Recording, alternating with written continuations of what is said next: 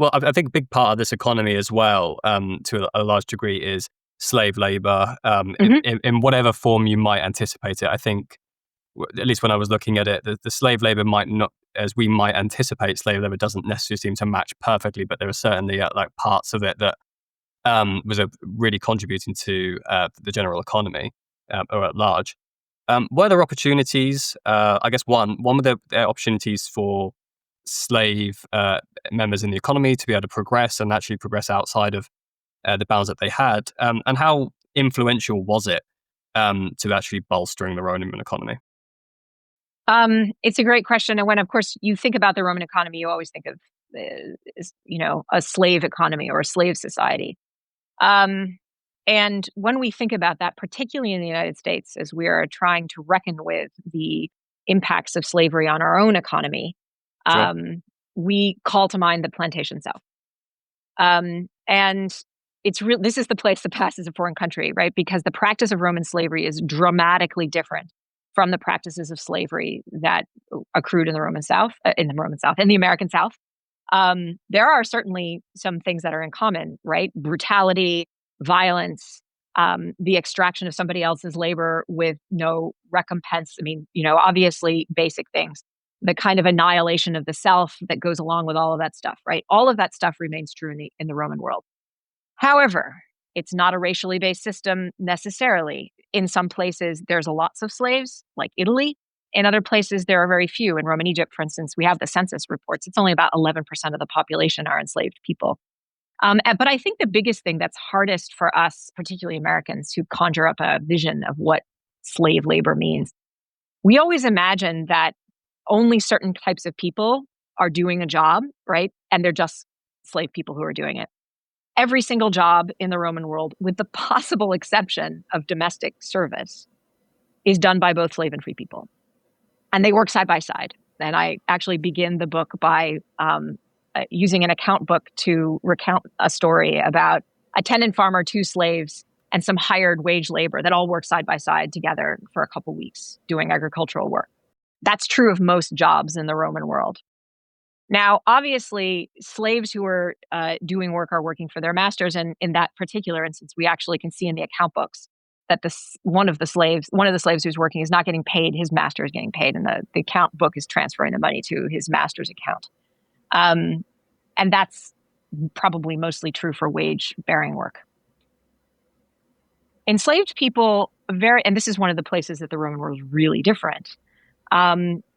There's the possibility for people to be manumitted, to be freed. And this was often done to the advantage of their masters. A freed person might be continued to be tasked with the master's work, particularly with managerial and trading activities and banking. So whole sectors of the economy that we can't imagine in certainly the American South, like banking, are really driven not exclusively by slaves and freed people, but an awful lot of them are in that business. They're put into that business by their masters or former masters. This is regarded as socially degrading work for particularly the political elite. And so they outsource it to their slaves and free people. As a consequence, those slaves and free people are able to amass significant sums themselves. And they're very often set up in these businesses in the first place with the capital of their masters.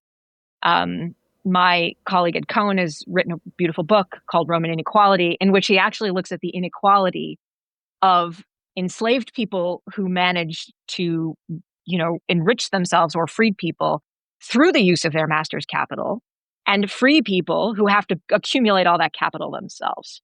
This is a bizarre sort of dichotomy that we imagine, right? That the free might actually, in some instances, be at a disadvantage than these slaves and freed who have sometimes the advantage of their master's capital. It doesn't take away all of the violence and the sort of erasure of the self and all the other stuff that goes along with slavery. But it puts them in potentially economically different places. That varied all over the map in terms of how important that was in terms of economic activity. And the big thing we'd love to know is how many slaves were freed or enriched in this fashion. We have no idea, right? Is this some tiny, tiny minority? Possibly, right? Is it somewhat more in places like Italy? Probably. Because these are places we really see lots of slaves and being manumitted, and freed people doing all of this more lucrative work. So Yeah. it's a very different sort of operation of slave economics than we probably imagine, particularly we Americans.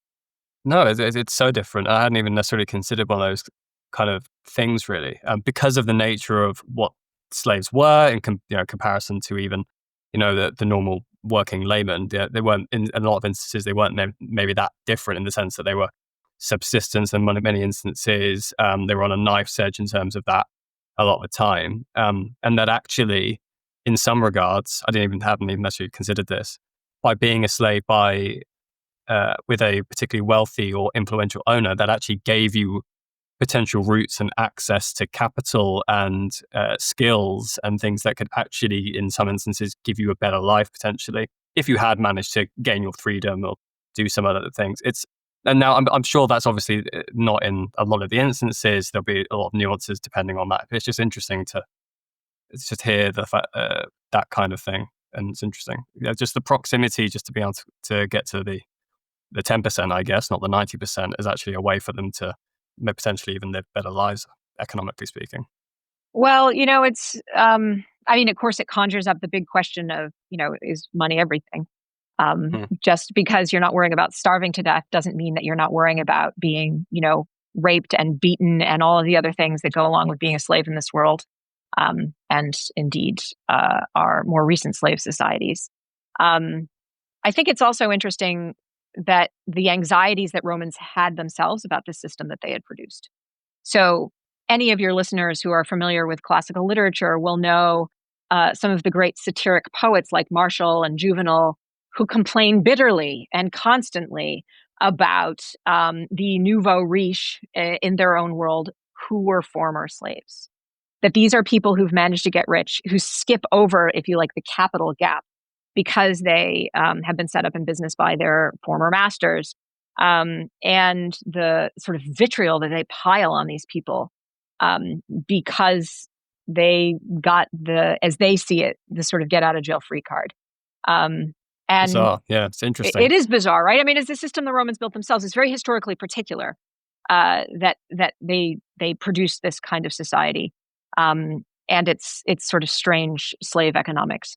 Um, so yeah, it's messy, right? It's really messy.